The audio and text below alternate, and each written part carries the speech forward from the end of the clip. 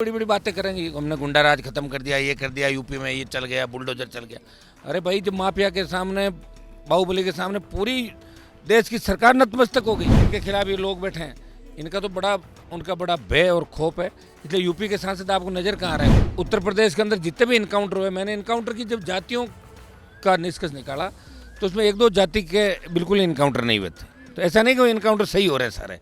राम राम नमस्कार। इस टाइम आप हरियाणा तक देख रहे हैं और सोनिया मेरा नाम है। अब हनुमान बेनीवाल इस वक्त मेरे साथ हैं और जिस तरह से राजस्थान में आप देखते हैं इनकी राजनीति में लगातार एक्टिव हैं, तो हम कहें कि एक तरह की जो पॉपुलैरिटी है इनकी हरियाणा में भी है, हरियाणा की उस गांव देहात के लोगों में भी है जो किसानियत से जुड़े रहे हैं, या फिर हम ये कहें जो किसानी के मुद्दे को लेकर लगातार सरकार पर हमलावर रहे हैं। अब आज आप यहाँ पर आए हैं जंतर मंतर पर। अब आपको जब पहली बार ये सुना कि इस तरह से देश की बेटियां रोई यहाँ जंतर मंतर पर, अब क्या पहली प्रतिक्रिया रही आपकी? देखिए, जिन बेटियों ने इस देश का सम्मान पूरे वर्ल्ड में बढ़ाया, जिन बेटियों ने किसान के घर में जन्म लेके मेहनत करके और वो आगे बढ़ी, और जिन बेटियों पे नाज है इस देश को, जिन बेटियों के साथ सेल्फी के लिए बच्चे दौड़ते थे कि भाई हमारे साथ इनके साथ सेल्फी ले लें, आज उन बेटियों को न्याय के लिए जंतर मंतर पे बैठना पड़ा। इससे बड़ा दुर्भाग्य नहीं होगा। और मैं चाहूँगा कि मेरे साथ तमाम जो देश के नेता अलग अलग पार्टियों के, चाहे किसी भी कोई पार्टी का हो, और मैं तो बीजेपी के जो सांसद है हमारी कम्युनिटी के और किसान, उनसे भी आह्वान करूँगा कि अपने अपने तरीके से इन सब बच्चों की मदद करें, क्योंकि अगर इस समय ये बच्चे कमज़ोर पड़ गए तो दोबारा कोई आवाज़ नहीं उठा पाएगा। इस बाहुबली की जो भी हरकतें हैं, और मुझे तो लग रहा है कि प्रधानमंत्री जी कितनी बड़ी बड़ी बातें करेंगे, हमने गुंडा राज खत्म कर दिया, ये कर दिया, यूपी में ये चल गया, बुलडोजर चल गया। अरे भाई, जब माफिया के सामने, बाहुबली के सामने पूरी देश की सरकार नतमस्तक हो गई, एक एफआईआर दर्ज नहीं कर रहे हो और आप उसको परिवाद में लेकर रद्दी की टोकरी में डाल रहे हो। एफआईआर का मतलब एफआईआर होता है, परिवाद नहीं होता। और सुप्रीम कोर्ट में जिस तरह का गलत जवाब दिल्ली पुलिस दे रही है कि हम जाँच करें, जाँच नहीं होती। मुकदमा तो हमारे खिलाफ भी मुकदमे होते हैं। हम जब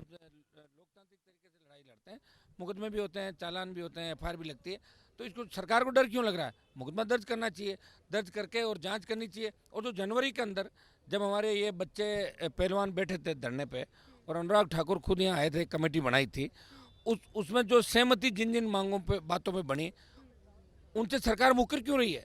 सरकार को एसआईटी बना के या एफआईआर दर्ज करके पूरे मामले की सीबीआई जांच हो या स्पेशल इन्वेस्टिगेशन टीम पहलवानों से बात करके, कहीं ऐसा नहीं हो कि एफआईआर दर्ज करके दूसरे दिन आप एफआईआर दे दो। ये भी हो सकता है, क्योंकि लोकतंत्र खत्म हो रहा है देश के अंदर। ये सही है कि अगर यही हालात रहे, कांग्रेस में अगर यही भाई बहन रहे, तो लोग क्या, विपक्ष भी चाहते हैं, विपक्ष किधर है?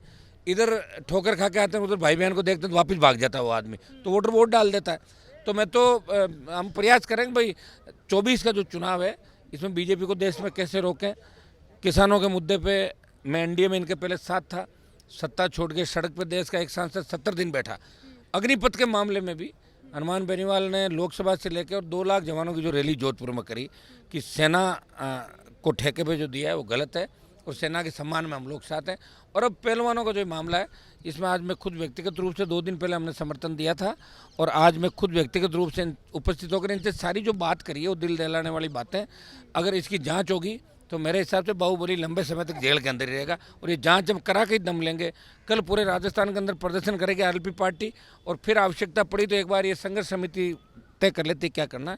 एक आध दिन हम वेट एंड वॉच करेंगे, जैसा संघर्ष समिति कहेगी।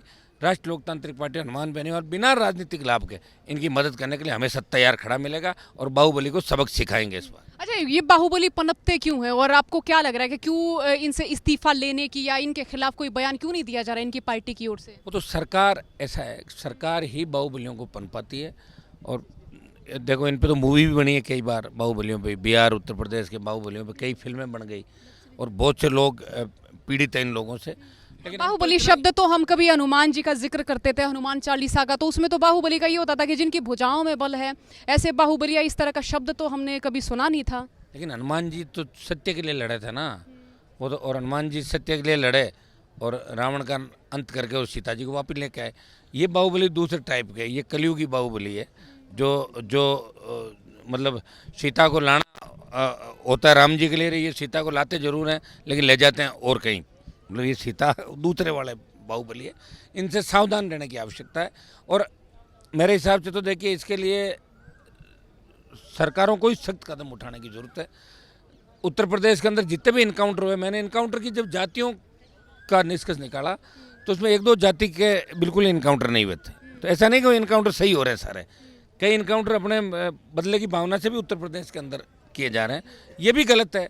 और मैं तो देखता हूँ उत्तर प्रदेश के ज़्यादातर जो सांसद है वो वहाँ की सरकार से भी दुखी है, और जिनके खिलाफ ये लोग बैठे हैं इनका तो उनका बड़ा भय और खौफ है। इसलिए यूपी के सांसद आपको नज़र कहाँ आ रहे हैं, कोई से भी नहीं आ रहे हैं। उनको आना चाहिए सब लोगों को। मैं आपको इतना ही विश्वास दिला सकता हूँ कि हम लड़ाई लड़ रहे हैं, एक दिन में लड़ाई भी नहीं लड़ी जाती है। अंग्रेजों ने 200 साल राज किया हिंदुस्तान के अंदर, जागीरदारों का राज रहा, और लंबे समय बाद हमें लोकतंत्र के अंदर खुली हवा में सांस लेने का मौका मिला। कई तरह की परिस्थितियाँ आएगी, लेकिन हम इसमें घबराएंगे नहीं। हमारे सैनिक भी तो 20,000 फीट ऊंची पहाड़ियों पर रह के लड़ाई लड़ रहे हैं किसान के बेटे। तकलीफ में ज़रूर है, लेकिन हमारे नेता जितने भी हैं किसानों के बेटे, लग रहा है उनकी आत्मा धीरे धीरे जागेगी, ज़मीर जागेगा। ये कोई बड़ा काम नहीं है FIR होके और जांच कराना।